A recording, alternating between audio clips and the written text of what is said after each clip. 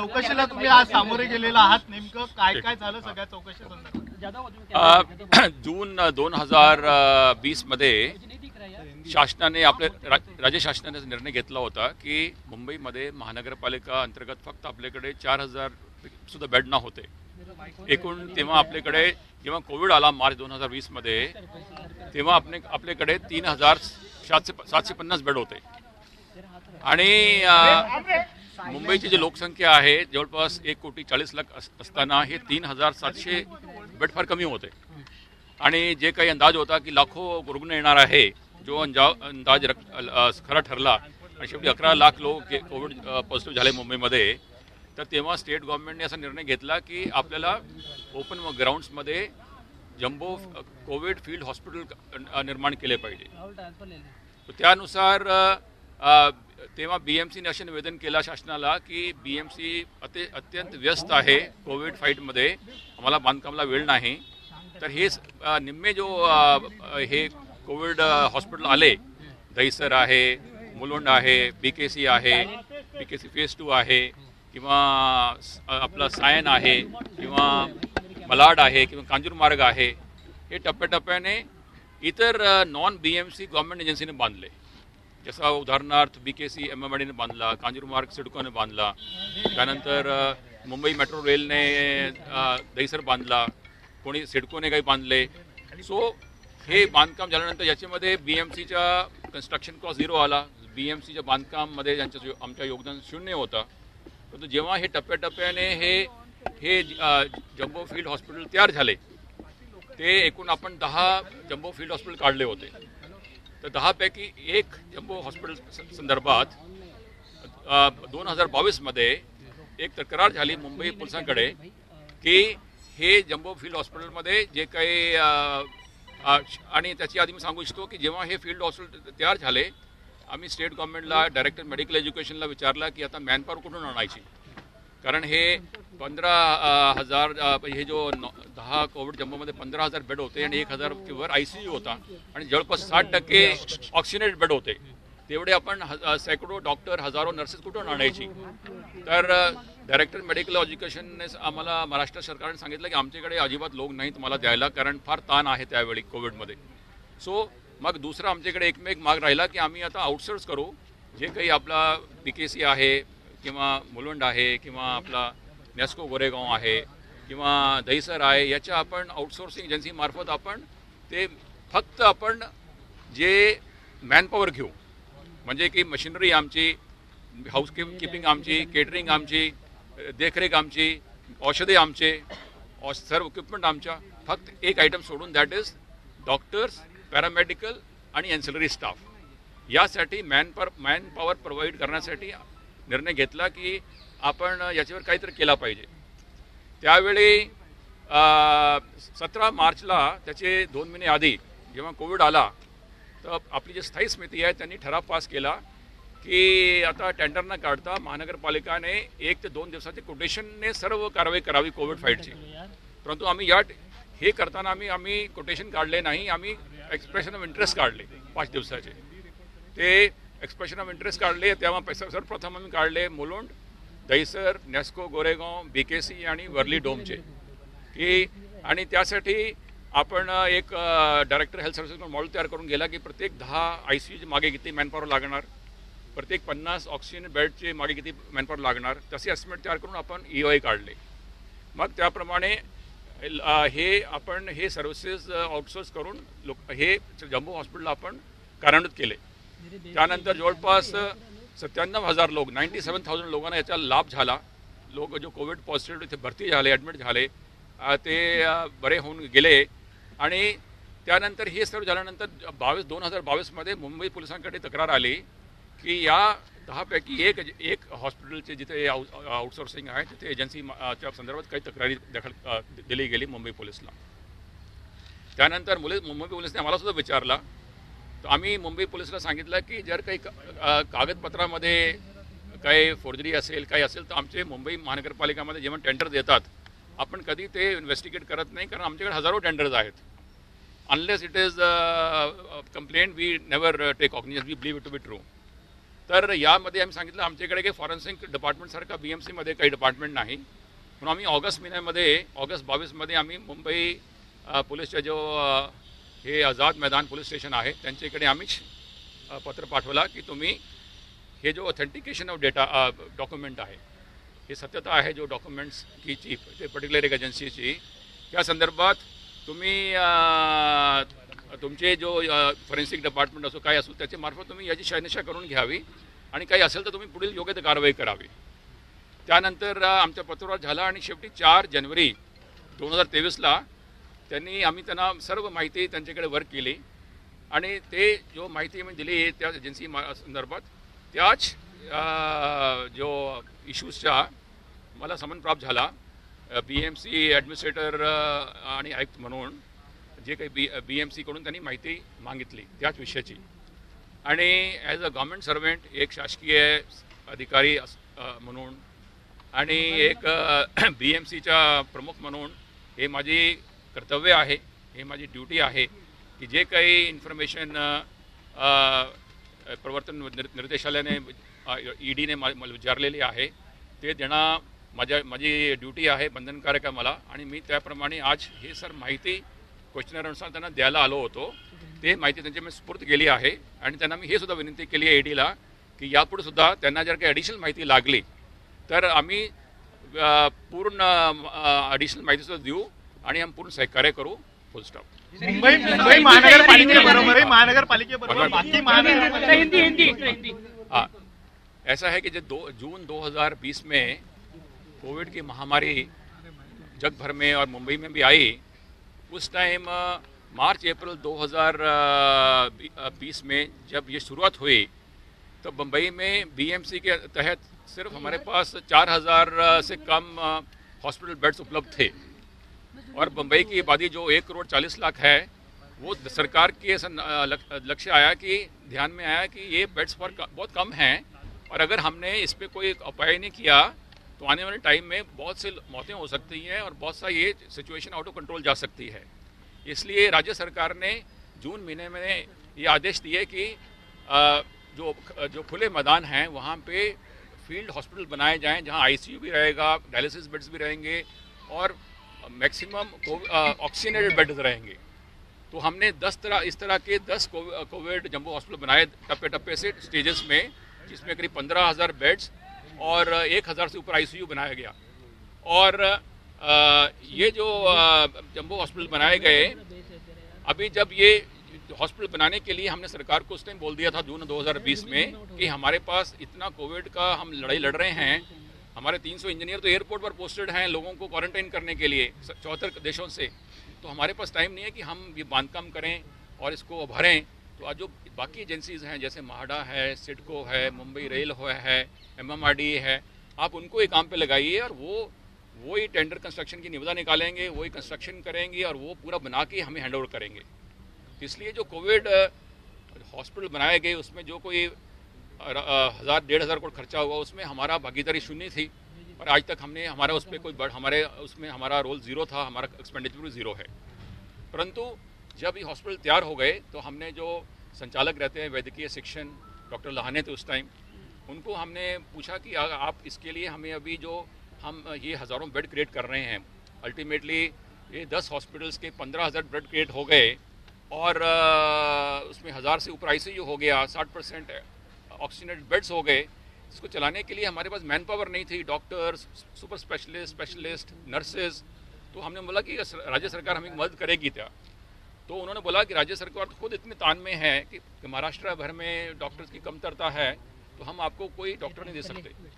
तो फिर हमने ये उपाय निकाला कि जो कोविड हॉस्पिटल बना के अभी रेडी पड़े हैं, जहाँ पे इक्विपमेंट हमारा है, मशीनरी हमारी है, हाउसकीपिंग हमारी है, केटरिंग हमारी है, सब कुछ हमारा है, सिर्फ हमें मैन पावर नहीं है.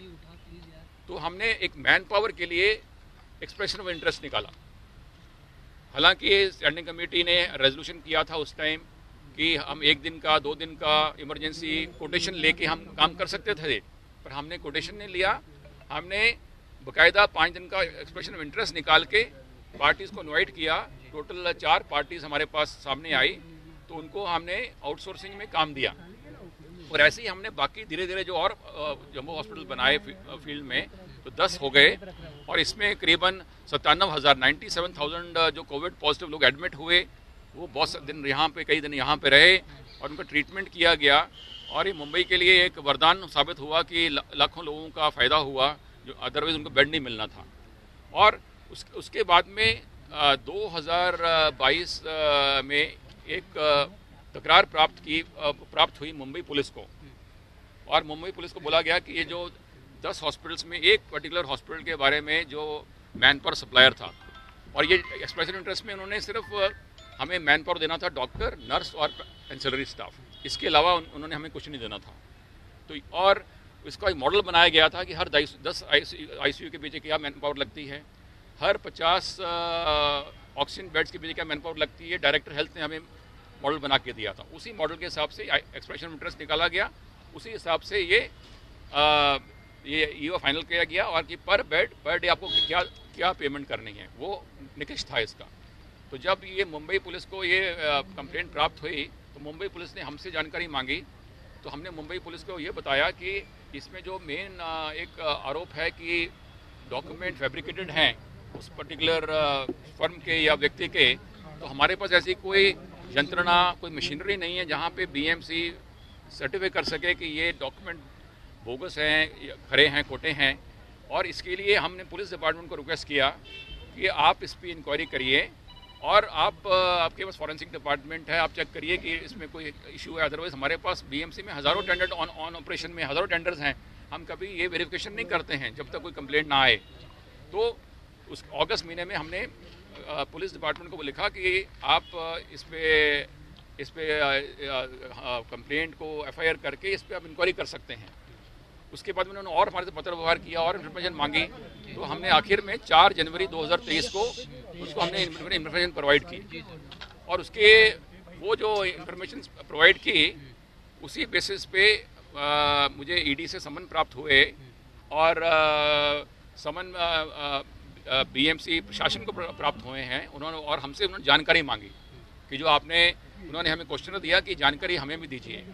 तो आज मैं उनको जानकारी देने के लिए आया था, उनको मैंने जानकारी सारी उनको दी, उनको मैंने एक्सप्लेन किया क्या क्या जानकारी दी है, और एक सरकारी नौकर होने के तहत और एक महानगर पालिका का प्रमुख होने के तहत ये मेरी नैतिक जवाबदारी भी है कि मैं पूरा सहयोग दूं, पूरा कोऑपरेट करूं। हमारा जो सिस्टर एक गवर्नमेंट डिपार्टमेंट है, एजेंसी है ED, और उनको मैंने आश्वस्त किया है कि आगे भी उनको अगर कोई इन्फॉर्मेशन चाहिए हम पूरी उनकी मदद करेंगे, पूरी उनकी हेल्प करेंगे, पूरा कोऑपरेट करेंगे, जो भी उनको एडिशनल इन्फॉर्मेशन देंगे वो उनको प्रदान करेंगे। English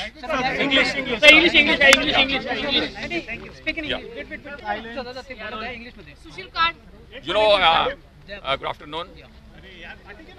When COVID pandemic hit Mumbai and the rest of the world in March, April 2020, Mumbai under BMC we had only less than 4,000 beds. To be very precise, we had 3,750 beds in BMC hospitals. And considering the population of Mumbai, which is about 14 million, the number of beds were too less. And WHO and other agencies had warned us, Government of India had warned us that there will be lakhs of patients coming in. And it came to be true also. We had 1.1 million, 11 lakh plus COVID positive cases in Mumbai. And at particular point of time, in April, 14th April 2021, we had 93,000 COVID positives on a single day in Mumbai, active cases. So the government, in all its wisdom, in June 2020, decided to create jumbo field hospitals in open grounds. And as BMC, that time I pleaded to the government that BMC is too busy, too held up in fighting this COVID in slums of Mumbai. So please give this work, assign this work to agencies like SIDCO, MHADA, MMRDA, Mumbai Rail, and let them build, let them construct, let them spend money on this and hand over this facility to us. We will run the show. So accordingly, initially 5 jumbo hospitals got created, one in Mulund, one in BKC, one in Nesco, one in Worli Dome, and one in Dahisar. But now after they got transferred to us, the next problem came that we didn't have manpower, trained manpower for hundreds of doctors and nurses and paramedicals, because we ultimately created 15,000 beds with more than 1,000 ICU and dialysis beds and 60% oxygenated beds. So how do we run these hospitals without trained manpower? We wrote to the Director of Medical Education, then Dr. Lahane, but he showed his helplessness. He said that like he's already under a lot of stress. He doesn't have doctors. So the only way then left was to outsource them, because I know that in COVID time, dozens of hospitals were lying shut, maternity homes lying shut. So we said that let us invite these doctors, these paramedicals to work for us. So model was created that for every 10 ICU, how much staff is required, medical, paramedical, ancillary. For a set of unit of 50 oxygenated beds, how much staff is required.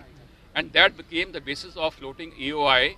And we said we'll give you per bed, per day, how much is your quote. So when we floated, although the standing committee of the municipal corporation had empowered BMC way back in March 2020 that no expression of interest is required, no tender is required, we could simply issue one-day quotation and hire services. But still I didn't believe in that. I went for 5-day expression of interest, and then 4 agencies came in and they were given this work. And ultimately, because of this creation of jumbo field hospitals with ICUs and dialysis beds and oxygen beds, 97,000 people in Mumbai, they availed this facility, and we could save thousands of human lives. So after that, in 2022, a complaint was received by the Mumbai Police Commissioner's office through Azad Madan Police Station that of these 10 hospitals, field hospitals, in particular one hospital where who had got this contract, he had submitted some bogus document and he should be taken to task. So Mumbai Police in turn wrote to us. So we told Mumbai Police that we operate thousands of tenders. At this point of time, we may have 2,000 tenders alive in Mumbai, but we have no mechanism or no forensic department to check each and every document's authenticity when it comes to us, unless it is complained against. So in this particular case, we request you to lodge an FIR and proceed further in this matter to verify the authenticity, because you have that arm of forensic department to work on it. So in August, we wrote to them. Later on, they asked us some supplementary information. So we gave them all the detailed information. And the last we gave them all the information on 4th of January 23. So after that information was given, the same set of information has been asked by the Enforcement Directorate by issuing summons to me. In fact, the summons is to the Municipal Commissioner, not to Mr. Chahal. It is to the department. And there was questionnaire of information that they wanted. So today I decided that rather than sending anybody else, I must go personally. Because as a government servant, it is my prime fundamental duty to assist another government agency. And so I decided to come personally with all the information. And I have submitted all the information. The time taken last 3-4 hours happened because I explained to them the entire information. So that I said I must assist them in this investigation. And after that, I have requested all the officials in ED department that if you want any further information in this particular matter, you can always call us. We will be too happy to share this information with you and help you out. So this is the entire thing. Thank you very much. Sir,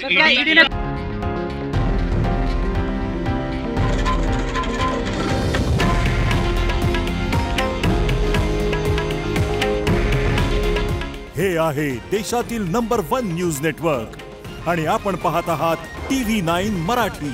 काळजी तुमची, हित महाराष्ट्राचं.